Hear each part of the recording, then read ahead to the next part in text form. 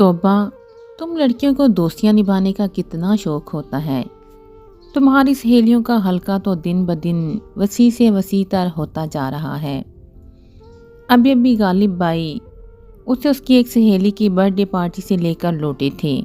گھر آ کر اپنی حیرت کا اظہار کر رہے تھے۔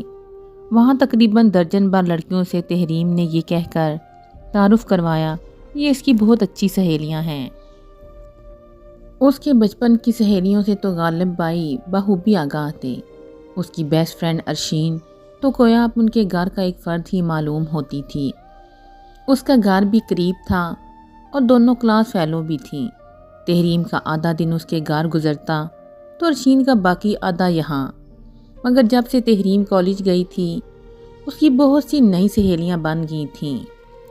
اگرچہ بیسٹ فرینڈ کا رتبہ ابھی بھی ارشین کو ہی حاصل تھا، لیکن ارشین نے گھر کے قریب 3 کالج میں داخلہ لیا تھا، جبکہ وہ اپنے اچھے نمبروں کی بنیاد پر شہر کے بہترین کالج میں داخلے کی اہل ٹھہری تھی، جو گھر سے نسبتاً فاصلے پر واقع تھا۔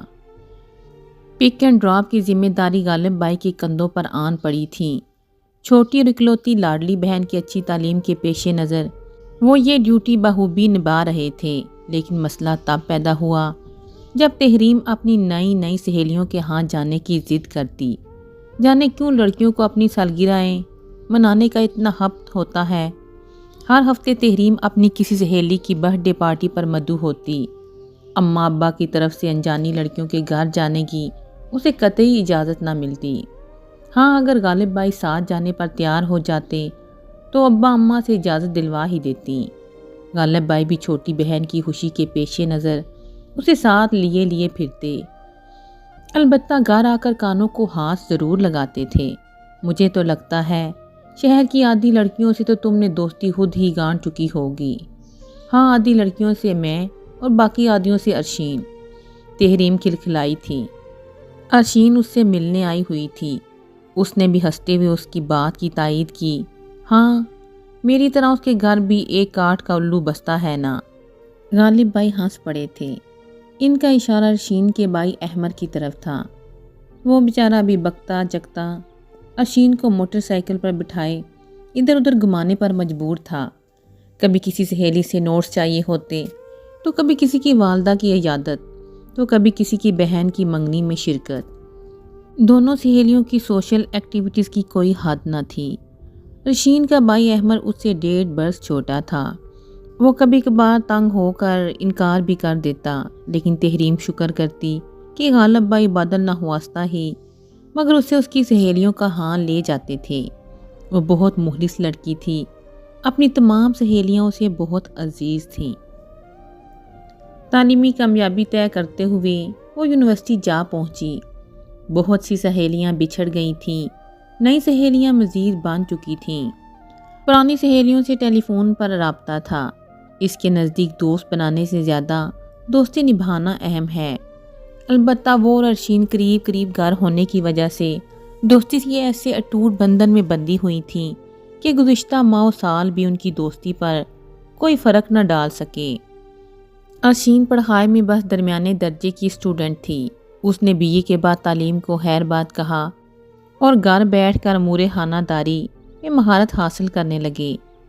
اسے خود تو شادی کا شوق تھا ہی، گھر والے بھی اسے پیا دے سدھارنے کے لیے اس سے زیادہ بےتاب تھے۔ دانیال اشرف ارشین کا دور پرے کا کزن تھا، وہ ہی اس کا نصیب ٹھہرا۔ تحریم نے ارشین کی شادی میں دوستی کا حق ادا کر دیا۔ اپنی مشکل ترین پڑھائی کو پس پش ڈالتے ہوئے اس نے چند دن صرف ارشین کے نام کر دیے۔ کبھی اس کے ساتھ بازاروں کی ہاک چھان رہی ہوتی، کبھی اسے لیے بیوٹی پارلر کے چکر کاٹتی۔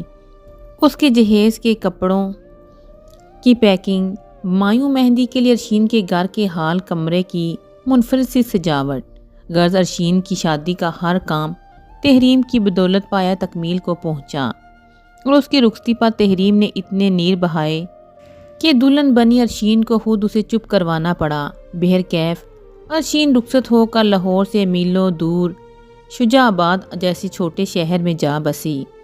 مہینوں بعد وہ میکے آتی تو ماں باپ بہن بھائیوں سے مل کر تحریم کے گھر کا رخ کرتی۔ تحریم کا ماسٹر مکمل ہو گیا تھا اور آج کل وہ گھرداری سیکھنے کی کوشش میں ہلکان رہتی تھی۔ غالب بائی کی چند سال بیشتر شادی ہو چکی تھی۔ ان کی بیگم رمیسہ بابی بہت اچھی تھی۔ انہوں نے اپنی پیاری سی نند کے لیے اپنے خالہ زاد کزن کا انتخاب کیا۔ شرجیل مکینیکل انجینئر تھا۔ رمیسہ بابی کے انتخاب کو سب نے سراہا۔ ہوبرو شرجیل تحریم کے دل میں اتر گیا۔ اس نے خوشی خوشی شرجیل کے نام کی انگوٹھی ہاتھ میں سجا لی۔ شادی چند مہینوں بعد طے ہونا پائی تھی۔ اس نے ارشین کو فون کھڑکا دیا۔ وہ شادی سے کم از کم 15 دن پہلے اس کے پاس رہنے آ جائے۔ 15 دن پہلے ارشین اس کی بات سن کر پھیکے سے انداز میں ہنستی۔ کیوں؟ اس میں ہنسنے کی کیا بات ہے؟ تمہاری بیسٹ فرینڈ ہوں۔ تمہاری شادی پر میں نے بازاروں کے چکر کاٹ کاٹ کر اپنی جوتیاں گھسا دیں۔ اب مجھے تمہاری ضرورت ہے۔ تمہیں ہر صورت آنا ہے۔ اپنے مان بھرے لہجے میں دونس جمائی۔ تمہارا احسان تسلیم ڈیئر، مگر یہ سچ ہے کہ اس وقت جو تمہاری حیثیت تھی اس میں اور میری موجودہ حیثیت میں بہت فرق ہے۔ اگر تمہاری شادی مجھ سے پہلے ہوتی تو یقیناً میں اسی جوش و خروش سے شرکت کرتی جس طرح تم نے میری شادی میں کی، لیکن اب میں ایک ذمہ دار اور میچور شادی شدہ عورت ہوں۔ اگر میں نے تمہاری شادی میں شرکت کے لیے ہفتہ بھر پہلے اجازت مانگی تو میرے سسرال والوں کے علاوہ میرے سرتاج محترم بھی مجھے ایسی حیرت سے تکیں گے جیسے میں نے کوئی بہت انوکھی بات کر دی ہو۔ بہرحال میں کوشش کروں گی شادی سے 1-2 دن پہلے پہنچ جاؤں۔ ارشین کا لہجہ تھکا تھکا سا تھا۔ تم ٹھیک تو ہو نا ارشین؟ دانیال بھائی تمہارے ساتھ اچھے ہیں نا؟ تمہارا خیال تو رکھتے ہیں؟ اسے اپنی فکر چھوڑ کر ارشین کی فکر دامن گیر ہو گئی۔ ہاں میں بالکل ٹھیک ہوں، دانیال بھی اچھے ہیں۔ ارشین نے فوراً لہجے میں بشاشت پیدا کر کے اسے تسلی دی۔ آخرکار اس کی شادی کا وقت بھی آن پہنچا۔ اس کی آنکھیں منتظر رہ گئیں، مگر اس کی بچپن کی ہم جولی جو اسے بہنوں کی طرح عزیز تھی شادی میں شرکت کے لیے نہ پہنچی۔ البتہ اس کی یونیورسٹی فیلوز نے خوب رونق لگائی، مگر اس میں کوئی ارشین کی کمی تو پوری نہ کر سکتا تھا نا۔ اسے ارشین سے کوئی شکایت نہ تھی۔ وہ اس کی مجبوری سمجھ سکتی تھی۔ اس کے شوہر کو بیوی کے احساسات سے کوئی غرض نہ تھی۔ اس نے محض ایک سہیلی کی شادی میں شرکت کے لیے بیوی کو اتنی دور بھیجنا مناسب نہ سمجھا تھا۔ ارشین نے اپنی امی کے ہاتھ اسے شادی کا تحفہ بھجوا دیا اور اس کے سیل فون پر معذرت کا ایک میسج بھی۔ شادی شدہ عورت کے لیے دوستی نبھانا بہت مشکل ہے تحریم، میری مجبوری سمجھ کر معاف کر دینا۔ اور اس نے ارشین کو معاف کر دیا، مگر دانیال پر خوب داؤ چڑھا۔ ایسی حکمانہ فطرت کے مرد زہر لگتے تھے اسے۔ شکر ہے شرجیل ایسا نہ تھا۔ شادی کے ابتدائی دنوں میں ہی اسے اس کی نرم طبیعت کا اندازہ اچھی طرح ہو گیا تھا۔ وہ اس کا بہت خیال رکھتا تھا۔ دونوں میں ایک بات مشترک تھی، دونوں کے دوستوں کا حلقہ بہت وسیع تھا، بلکہ اس بات کی طرف غالب بائی نے ہی توجہ دلوائی تھی۔ آدھی سے زیادہ بارات شرجیل کے دوستوں پر مشتمل تھی۔ شادی کے بعد دعوتوں کا ایک نہ رکنے والا سلسلہ شروع ہو گیا۔ خاندان والے تو پھر بھی جلدی نبٹ گئے۔ شرجیل کے دوستوں کی طرف سے دعوتوں کا سلسلہ ختم ہونے میں نہیں آ رہا تھا۔ آخرکار اس نے تنگ آ کر کہہ دیا، پلیز شرجیل، فی الحال باقی دوستوں سے معذرت کر لیجئے۔ میرا معدہ دعوتی کھانے کھا کھا کر اپ سیٹ ہو گیا ہے۔ اب گھر کا پکا ہوا ہلکا پھلکا کھانے کو دل کرتا ہے۔ شرجیل اس کی بات سن کر ہنس پڑا۔ خبردار لڑکی، ایسی کسی بات کی میرے دوستوں کو بنک بھی نہیں پڑنی چاہیے۔ دعوتیں تو ہمیں ہر صورت اٹینڈ کرنی ہے۔ میرے دوستوں نے مجھے وارننگ دے رکھی ہے کہ شادی کے بعد بدل گیا تو میرا حشر نشر کر دیں گے۔ شرجیل کے انداز پر وہ بھی ہنس پڑی۔ وہ واقعی دوستیاں نبھانے والا شخص تھا۔ اس کے دوست وقت بے وقت آتے رہتے تھے۔ وہ ان کی بھرپور خاطر مدارت کا سامان کرتا۔ تحریم کی چھوٹی نند سامیہ نے اس کی شادی کے بعد باقاعدہ شکر منایا تھا کہ اب بھائی کے دوستوں کی خاطر تواضع کے لیے بھابھی آ گئی ہیں، ورنہ اس کے بقول پہلے اسے کچن سے نکلنا نصیب نہ ہوتا تھا۔ تحریم کو خیر شرجیل کے دوستوں کی خاطر مدارت سے کوئی الجھن نہ ہوتی تھی۔ شرجیل کے اکثر دوست چائے پر آتے اور کھانا کھا کر جاتے۔ تحریم نے باہوشی کچن کی ذمہ داری سنبھالی تھی، بلکہ اس نے شرجیل کے اکثر دوستوں کی بیگمات سے خود بھی دوستی گانٹ لی تھی۔ اس بات نے شرجیل کو بہت خوش کیا۔ تحریم کو خود اپنے ہنسمکھ اور دوستانہ مزاج رکھنے والے میاں سے عشق سا ہو گیا تھا۔ زندگی اسے بہت خوبصورت لگنے لگی۔ چند مہینوں بعد ننھے مہمان کی خوشخبری کیا ملی۔ شرجیل خوشی سے بے قابو ہو گیا اور تحریم کا پہلے سے زیادہ خیال رکھنے لگا تھا۔ ننھے سالار کے آنے کے بعد گویا زندگی بالکل مکمل ہو گئی تھی۔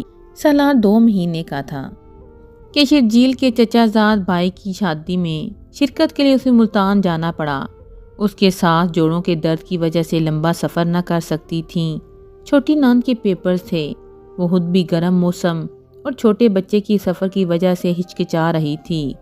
لیکن اویس شرجیل کا نہ صرف کزن تھا بلکہ بہت اچھا دوست بھی۔ شرجیل کو دوستی کا مان رکھنا تھا۔ وہ شادی سے 3 دن پہلے سالار اور تحریم کو لے کر ملتان چلا گیا۔ شادی والا گھر مہمانوں سے کھچا کھچ بڑا پڑا تھا۔ سالار کو رش کی عادت نہ تھی۔ وہ نہ صرف خود بے آرام ہو رہا تھا بلکہ رو رو کر تحریم کو بھی پریشان کر رہا تھا۔ اوپر سے بلا کی گرمی اور لوڈ شیڈنگ کا عذاب۔ چچا کے گھر جنریٹر کا انتظام تو تھا مگر جنریٹر پر ایئر کنڈیشنر نہیں چلتا تھا۔ حبس اور گرمی نے مہمانوں کو عاجز کر دیا تھا۔ چچا کے گھر والے خود تہیا کر رہے تھے، آئندہ کسی بچے کی شادی کے لیے ان مہینوں کا انتخاب نہیں کریں گے۔ بہرحال شادی تو کسی طرح نپٹ ہی گئی۔ جس دن ولیمہ تھا، اتفاق سے اس روز اس کے موبائل پر ارشین کی کال آ گئی۔ مدتوں بعد اس کی سہیلی نے اسے یاد کیا تھا۔ سالار سے پہلے تحریم خود مہینے میں 1 بار اس کو فون کر کے اس کی خیر خیریت دریافت کر لیتی، لیکن سچی بات تھی کہ سالار کے بعد وہ اس کے چھوٹے چھوٹے کاموں میں اتنی مصروف رہتی کہ گھر والوں کو فون کرنے کا ٹائم نہ ملتا۔ ارشین کا نمبر تو بعد میں آتا تھا۔ آج غیر متوقع طور پر ارشین کی آواز سنی تو بے ساختہ خوشی کا احساس ہوا۔ سالار کے بعد تو تم نے بلا ہی دیا، ورنہ مجھے اطمینان تھا چلو تمہاری بدولت ہماری دوستی یک طرفہ طور پر صحیح قائم تو ہے۔ ہم تو سسرالی جھنجھٹوں میں ایسے پھنسے اپنی بھی خبر نہیں رہتی۔ ارشین لمبے چوڑے سسرال کو بھگتاتے بھگتاتے عاجز آ چکی تھی اور برملا اعتراف کرتی تھی کہ ان دونوں کی دوستی کا سلسلہ صرف تحریم کی وجہ سے قائم ہے۔ سالار نے ہی تو ناک میں دم کر رکھا ہے۔ ہم ملتان آئے ہوئے ہیں۔ شادی اور یہاں کی گرمی میرے بیٹے سے برداشت نہیں ہو رہی۔ اس نے ارشین سے اپنی پریشانی شیئر کی۔ تم ملتان آئی ہوئی ہو؟ ارشین تو سنتے ہی گویا اچھل پڑی۔ 4 دن ہو گئے ہیں آئے ہوئے، ابھی 2-3 دن مزید رہنا ہے، اس نے پریشان ہو کر جواب دیا۔ ملتان میں دور پرے کے کافی رشتہ دار بستے تھے اور اس کی ساس کا آرڈر تھا کہ سب سے مل کر آنا ہے۔ تم میرے اتنے قریب آ کر مجھ سے ملے بغیر چلی جاؤ گی۔ شجاع آباد آخر ملتان سے دور ہی کتنا ہے۔ ارشین اس کے ملتان میں آنے کا سن کر پرجوش ہو گئی۔ دونوں کو ملے ہوئے اتنا عرصہ بھی تو ہو گیا تھا۔ وہ ارشین کی بات پر ایک لمحے چپ ہو گئی۔ سچ تو یہ تھا کہ اس کے اپنے ذہن میں بہت بار یہ بات آئی تھی کہ وہ ارشین سے ملنے جائے، لیکن پھر اس نے یہ سوچ کر ارشین سے رابطہ نہ کیا کہ کہیں اس کے سسرال والے اس سے اور شرجیل سے بے روحی سے پیش نہ آئیں اور ارشین بیچاری کو شرمندگی کا سامنا کرنا پڑے۔ ارشین نے اپنے سسرالیوں کو کچھ ایسا ہی نقشہ کھینچ رکھا تھا تو اس نے دل کی خواہش دل میں دبا لی، مگر اتفاق سے آج ارشین کا خود ہی فون آ گیا تھا۔ وہ اسے پرزور طریقے سے اپنے ہاں آنے کی دعوت دے رہی تھی، لیکن دانیال بھائی اور تمہارے سسرال والے کہیں وہ، اس نے پریشان ہو کر کچھ کہنا چاہا۔ خدا کا نام لو تحریم، دانیال اب اتنے بھی برے نہیں، میرے کہیں آنے جانے کے خلاف ضرور ہیں، لیکن گھر آئے مہمانوں سے بہت عزت و احترام سے پیش آتے ہیں، اور طور میں سسرال والے بھی مہمانوں کو فل پروٹوکول دیتے ہیں۔ یہ دیہاتی پس منظر سے تعلق رکھنے والے لوگ ہیں یار، مہمانوں کو تو اللہ کی رحمت سمجھتے ہیں۔ تم کسی خدشے کو ذہن میں جگہ مت دو، میں ابھی بھی تمہاری کل کی دعوت کی تیاری شروع کر رہی ہوں۔ کل دوپہر کا کھانا تم نے یہاں کھانا ہے، تم نے رات بھی یہیں رکنا ہے۔ تمہیں گاؤں دیکھنے کا بہت شوق ہے نا؟ میں تمہیں ساتھ والے گاؤں کی بھی سیر کراؤں گی جہاں ہم لوگوں کی زرعی زمینیں ہیں۔ ارشین نے پورا پروگرام ترتیب دے دیا۔ رات رکنا تو خیر مشکل ہو جائے گا، بس ہم دوپہر کا کھانا تمہارے ہاں کھائیں گے اور شام کو واپس آ جائیں گے۔ تحریم نے پروگرام میں رد و بدل کر کے اسے آگاہ کیا۔ اچھا ٹھیک ہے بابا، تم آؤ تو صحیح، شرجیل بھائی کو میں خود منا لوں گی، وہ تمہیں رات رکنے دیں گے۔ اشین بہت پرجوش ہو رہی تھی۔ تحریم ہنس پڑی۔ شرجیل کی اجازت کا کوئی مسئلہ نہیں، وہ تو ایک رات چھوڑ مجھے 2 راتیں تمہارے ساتھ گزارنے کی اجازت دے دیں گے، لیکن ہمارے پاس وقت کم ہے۔ یہاں ملتان میں شرجیل کے بہت سے ننیالی عزیز بھی رہتی ہیں، ان سب سے مل کر جانا ہے۔ اس نے رسانیت سے آگاہ کیا۔ اوکے چلو ٹھیک ہے، لیکن کل کا پروگرام تو پکا ہے نا؟ ارشین نے اس کی مجبوری سمجھ لی تھی۔ ہاں انشاءاللہ۔ اس نے اسے یقین دہانی کروانے کے بعد فون بند کر دیا اور اسٹیج پر تصویر کھنچوانے کے لیے اس کا نام کی پکار پڑ رہی تھی۔ ولیمے کے فنکشن سے افراد کے بعد اس نے شرجیل کو کل کے پروگرام سے آگاہ کیا تھا۔ تم نے مجھ سے پوچھے بغیر پروگرام فائنل کر دیا؟ شرجیل نے اسے پوچھا۔ تو آپ نے کوئی منع تھوڑی کرنا ہے، وہ مان بھرے لہجے میں بولی۔ منع کرنے والی بات ہوگی تو ضرور منع کروں گا، میں اتنی دور اتنی گرمی میں حجل ہوار ہو کر کسی ایرے غیر سے ملنے نہیں جا سکتا۔ شرجیل کے اسپاٹ سے انداز پر اس نے حیرت سے آنکھیں پھاڑ کر اسے دیکھا۔ شاید موسم کی گرمی اس کے دماغ پر بھی چڑھ گئی، ورنہ وہ تو بہت دھیمے لہجے میں بات کرنے والا شخص تھا۔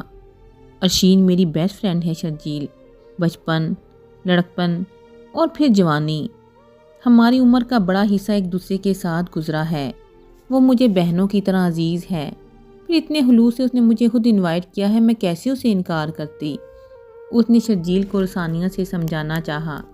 دیکھو تحریم، بیوقوفی کی باتیں مت کرو، تم اب ایک میچور شادی شدہ عورت ہو، اپنے بچپن وغیرہ کی دوستیوں کو بلا کر تمہیں ذمہ دار بیوی اور ماں ہونے کا ثبوت دینا چاہیے۔ دوستیاں نبھانا لڑکیوں کے لیے شادی سے پہلے کے چونچلے ہو سکتے ہیں، شادی کے بعد ایسے دوستیوں کی قطعی کوئی گنجائش نہیں نکلتی۔ مجھے حیرت ہے تم نے حامی کیوں بری؟ تم ابھی اپنی سہیلی سے فون کر کے معذرت کر لو، میں اتنا تھکا ہوا کہ کل شکور انکل وغیرہ کے ہاں جانے کی ہمت نہیں پڑ رہی، لیکن امی کی تاکید تھی، اس کے لیے تو جانا پڑے گا۔ تم الٹا نئے نئے پروگرام سیٹ کر رہی ہو۔ شرجیل پریشانی اور بیزاری سے مخاطب ہوا تھا۔